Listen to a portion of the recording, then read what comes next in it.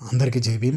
భారత రాజ్యాంగం ప్రాథమిక హక్కులలోంచి 21వ ఆర్టికల్ గురించి చదువుకుందాం.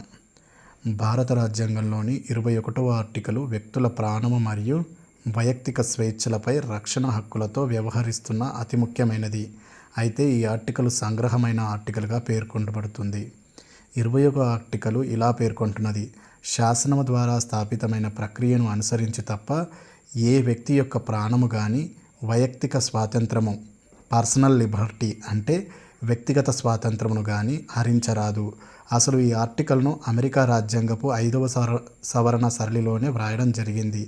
ప్రారంభంలో తగు శాసనిక ప్రక్రియ డ్యూ ప్రాసెస్ ఆఫ్ లా ద్వారా తప్ప ఏ వ్యక్తి ప్రాణ లేదా వైయక్తిక స్వేచ్ఛలను పర్సనల్ లిబర్టీ అంటే వ్యక్తిగత స్వేచ్ఛలను హరించరాదని ఉండేది. అయితే శాసన నిర్మాణ సభ యొక్క ముసాయిదా సంఘం తగు శాసనిక ప్రక్రియ ద్వారా డ్యూ ప్రాసెస్ ఆఫ్ లా అను పదముల స్థానే శాసనము ద్వారా స్థాపితమైన ప్రక్రియను అనుసరించి తప్ప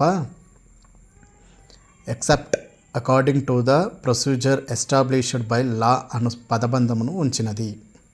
జై భీమ్.